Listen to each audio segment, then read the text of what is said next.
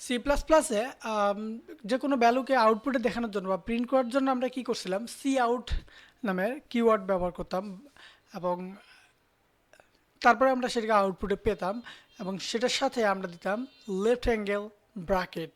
যে কিন্তু একইভাবে আমাদের সি প্রোগ্রামে ইউজার থেকে কোনো ইনপুট নেওয়ার জন্য আমরা আমরা যেটা করে থাকি বা যেটা করা প্রয়োজন সেটা হচ্ছে C in, that mean C প্রোগ্রামের ইনপুট নিব বলে, এবং এখানে আমাদের রাইট অ্যাঙ্গেল না লাগবে। এখানে লেফট অ্যাঙ্গেল হচ্ছে এ বের করে দিবে বলতে পারেন এভাবে, আর রাইট অ্যাঙ্গেল হচ্ছে প্রবেশ করাবে। সো রাইট অ্যাঙ্গেল লিখে আপনি যেখানে যে ভ্যারিয়েবলে ভ্যালু অ্যাসাইন করতেছেন সেই ভ্যারিয়েবলের নাম দেওয়া লাগবে। ধরেন আমরা এখানে কে এন এর ভ্যালু নিব ইনপুট। কে এন এর ভ্যালু নিলে আমাদের এখানে সি ইন লিখে ডাবল রাইট অ্যাঙ্গেল লিখে তারপরে কে এন লেখা লাগবে, কে এন দিয়ে ব্র্যাকেট ক্লোজ করে নিলাম। এখন এখান থেকে আমাদের যে ভ্যালুটা আসবে সেটাই হচ্ছে আপনার কে এন এর ভ্যালু। সো এটা দেওয়া বোঝার সুবিধাতে আমরা এখানে লিখব যে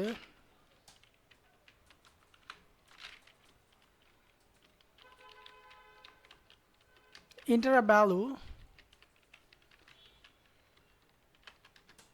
ওকে, এবং এটাকে আমরা যে আদৌ ইনপুট নিছে কিনা সেটাকে কিভাবে বুঝবো, তার জন্য আমরা আরেকটা সি আউট নিব। সি আউটে আমরা দিব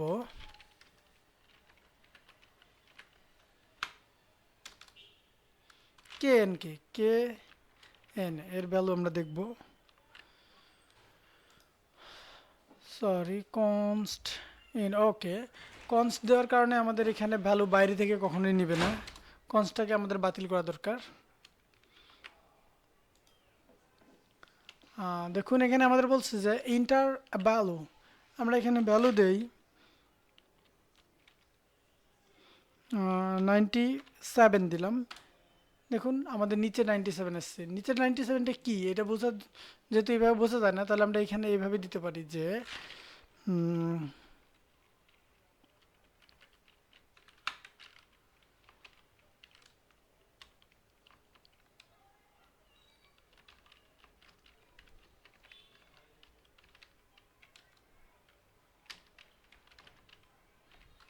the value is এটা। তো আমরা আবার ভ্যালু দিব, আমাদের এখানে ভ্যালু আমরা ধরেন 99 দিলাম, আমাদের বলছে দ্য ভ্যালু ইজ 99। সো এই হচ্ছে সি প্রোগ্রামিংয়ে ভ্যালু ইনপুট, ইউজার ইনপুট নেওয়ার প্রক্রিয়া। হ্যাঁ, আশা করি আপনারা বুঝতে পারছেন। আপনি একইভাবে যে কোনো বিষয়ের জন্য আপনি ইউজার ইনপুট নিতে পারেন এইভাবেই। সো ভিডিওটি দেখার জন্য ধন্যবাদ।